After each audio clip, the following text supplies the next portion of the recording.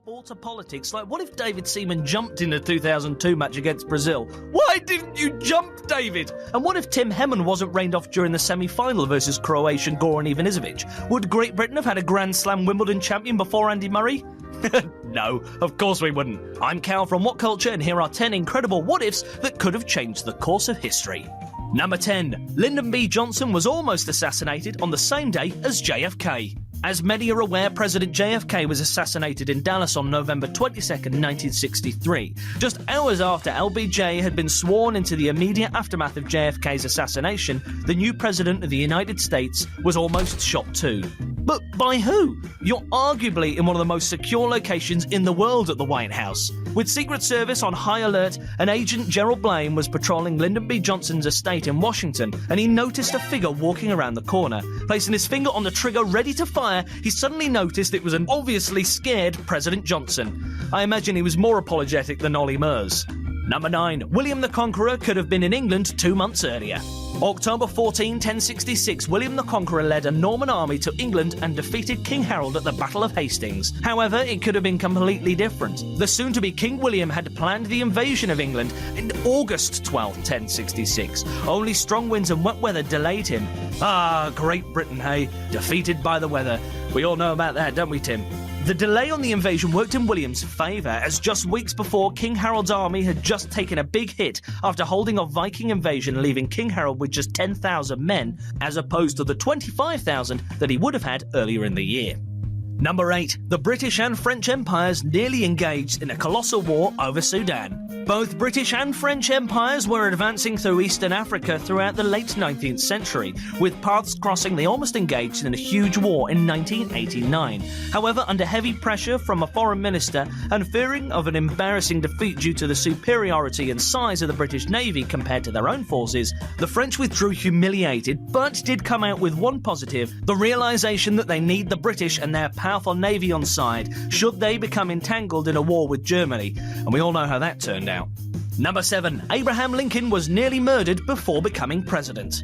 Honest Abe nearly didn't make it to office and nearly didn't become one of the most recognisable presidents of all time. During his time as president, he received over 10,000 death threats in just 4 years. But it was the Baltimore plot of February 1861 that came the closest to killing Lincoln. Well, you know, other than the one in the theatre. Despite being assassinated in office, it could have been far different if he had been killed while president-elect, as the US Civil War could have had a very, very different outcome. Slavery may still have been around until much, much later, thus making Lincoln's 4 years in office arguably the most important ever served by a US president.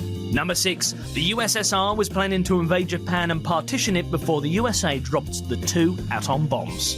Ever since the USA had joined World War II in December of 1941, they had been bugging the USSR to join the fight of the Far East, but it was not until a week before the Japanese surrender that the Red Army invaded. The Soviets and the Mongolians invaded a Japanese puppet state in the northeast of China in August 9, 1945, 3 days after the US dropped an atomic bomb on Hiroshima and the same day that the Americans decimated Nagasaki with a second nuclear warhead. The intention of the Soviet leader Joseph Stalin was to partition Japan in the same way that Germany was split west and east.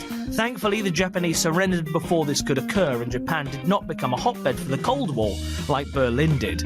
Number 5. Charlemagne almost married Irene the Athenian before she was overthrown. You don't get a name like King of the Franks or Charles the Great for nothing, and yet Emperor Charlemagne could have ruled over a greater portion of Europe had his marriage to Irene the Athenian happened. Uniting most of Western Europe during the 8th century, as well as laying the foundations of the modern-day France and Germany, having ascended to the Frankish throne in 768 AD before acquiring the Kingdom of Italy in 774 AD, and then becoming the first Roman emperor in Western Europe to be recognised by Pope in more than 3 centuries.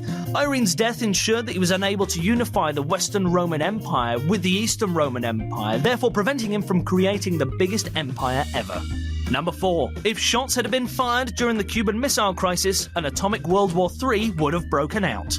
The 13-day-long confrontation between the USA and the USSR lasted from October 14 until October 28 and arose out of the conflict over the Soviet Union deploying ballistic missiles in Cuba, which was just 90 miles off the coast of Florida.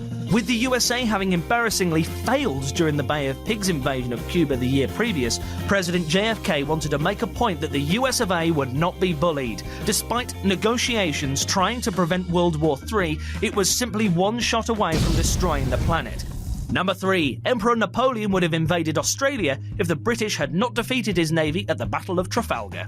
Huzzah! Us plucky Brits once again with yet another impressive naval victory. This time, Lord Nelson led us over the combined fleets of French and Spanish forces on October 21st, 1805 at the Battle of Trafalgar. Napoleon had already given up hope of invading the British Isles themselves. He didn't have a go because he wasn't hard enough. So not only did Nelson prevent Napoleon from having supremacy of the seas, but he also stopped the latter of the invasion down under. The loss of 11 ships, 10 captured and 1 destroyed, meant Napoleon's naval resources were greatly depleted. Number 2. Aaron Burr contemplated establishing his own rival nation to the USA. Aaron Burr may be most famous or infamous for killing his political rival Alexander Hamilton during an illegal duel in 1804, but the former Vice President of the United States also contemplated establishing his own country in the early 19th century. President Thomas Jefferson alleged that Burr plotted with Commander-in-Chief of the US Army at New Orleans, General James Wilkinson, to create a new, independent nation in central southwestern America, in areas like Louisiana and Mexico, which had yet to be conquered by the USA at that time. If this had happened, it would have brought the US Civil War forward 50 years. Number 1. Adolf Hitler could have been killed during World War I. Adolf Hitler brought destruction to the entirety of the planet, killing some 6 million Jews during the Holocaust and tens of millions of soldiers and civilians during World War II. But that could have all been so different if Private Henry Tandy had pulled the trigger on September 28, 1918. While the future Führer was serving in the German army during the Great War, he was wounded in France and left sprawling on the battlefield. At that moment, Private Tandy from the Yorkshire Regiment discovered the 29-year-old German Lance Corporal, but decided to spare Hitler's life rather than shoot him. If Hitler had been shot that day, millions upon millions of lives in